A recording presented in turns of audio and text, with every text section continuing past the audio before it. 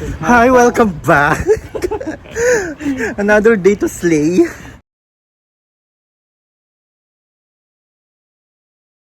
Wow! Hi, it's me again. Another day to slay. So, for now, andito ako sa Kubar. Nakakaloka after 2.5 years. O, diba? Ang tagal-tagal nun Tapos, ayun, nakakamiss ang Kubar. So, we're going to around. Tira-round-round ko kayo. I-trip, ganon-ganon. Yung mga memories namin sa Kubar. Ay, nakakamiss ang old Kubar. Charot. So, here, papunta kami somewhere. Galing kami ng hotel na pagkapangit-pangit. Huwag nyo nang alamin yung hotel namin. I-vlog ko na lang soon. So ito, andito ka ako sa sa palabas sa street ng ng hotel namin. Papunta kami ng somewhere na kakainan or kakapihan, Gisko. So ito nga, nagdadaldal ako rito. Pinapakita ko sa pinapakita na kaibigan ko yung yung mga old dati. Kasi ang dami nang nabago talaga sa Kubar. Yung mga bilihan nun ng mga kung ano-ano. Nagbago na, nawala na, ang daming giniba, ganon-ganon, dinimolish. Ewan ko kung bakit dinimolish, baka may something new building na ipinapatayo. So kung makikita nyo dito, ito, may mga building pa dyan dati. Ganyan lang din naman kalalaki, pero hindi naman kabaguhan. Mga luma na, siguro, kaya siguro due for demolish na.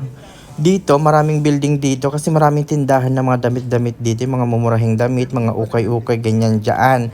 Oo, maraming tindahan dyan. And here, itong pyramid building na to, yes, this is a pyramid building, famous ito sa Kubar. Ano yan dati, bilihan ng mga sapatos, ng mga branded na Nike, ganyan-ganyan. Naging grocery na siya. Ito, Kadiway Store pa rin yan noong 2017. So, nagpunta kami dito sa sama ka? Bilihan ng kainan namin dati. Masarap yung mga takwan dito dati, mga foods. Kaso ngayon hindi ako nasarapan, hindi ako nag-enjoy.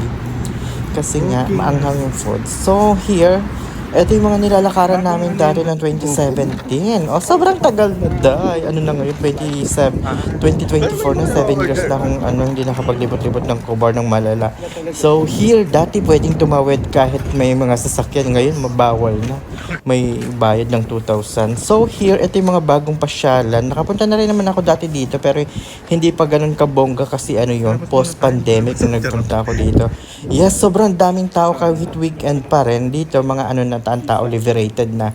May mga babae na rin na lumalabas-labas, nakikipag-date. Ewan ko kung mga asawa na nila yun or mga GF or what. Maraming tao dito. So may mga sinihan dito, kapehan, steakhouse, mga cheese factory, ganyan-ganyan. Ito yung sinihan na to, yung malaking kulay yellow. Yan yung sinihan dito na hindi ko pa nakapasok. Nakapasok na ako pero nag-CR lang. So here, papunta kami somewhere sa dagat. And tinitignan ko yung yung mga nagbago talaga. Sobrang dami nagbago, pati mga park. Talagang nawalan na yung mga park na ginawa ng mga building, mga pasyalan, mga kapehan. Yun lang, nang hinalang ako sa park kasi nga improvement na rin naman actually for the businesses. And here, wala pa ito nung pumunta ako ulit ng Kuvar like 2021. Laki sinihan. Ngayon meron na itong building na to na puro kapehan, kainan, ganon. Mga sosyal lang yata pumupunta dito. Pero yan, pumunta pa rin ako for the experience ng Bacolod. So, wala lang, namanghal lang ako dito kasi akala ko isang building lang, isang store na malaki. Pero ang dami, sobrang daming store. And seaside siya, which is good, nakakatuwa. Tranquility, kaso malamig. So, winter pa kasi. Di ba? Muning-muni kami ng very, very light. Natuwa ako kasi sa dagat.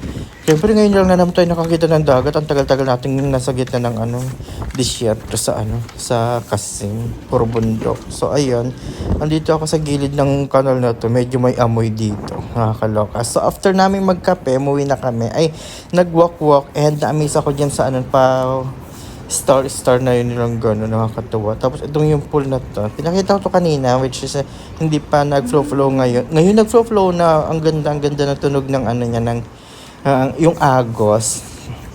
Kasi sa Starbucks yun Tapos may mga table sa gitna. Nakakatuwa, nakaka-relax yung agos ng tubig, yung tunog ng agos.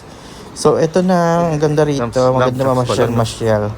kung gusto mo magkape, may kapehan lang din ng mga mura dyan like Starbucks. Starbucks na lang yata ang pinakamurang kapehan dyan. The other is medyo pricey na rin. Kasi nga ano nga rin yan, tawag dito. Improve na rin naman tong park na to. Talagang marami na rin may yaman na nagpupunta dito. And see, pak. Dahil sa pagod namin, nag-CR kami. Na-enjoy namin yung CR. Ang ganda, ang laki ng ano ng salamin, nakakatuwa. And here, this is the famous Ramania. Oo, ang dami nang nabago sa Ramania. Nakakamiss yung old Ramania. Sobrang daming Pinoy dyan gabi-gabi. Lalo na pag weekends, Diyos ko, makikita mga Pilipinong gwapo. Charot! Bihira lang kasi makakita ng Pilipino eh. Kaya lahat na nakikita kong Pilipino parang ang gwapo.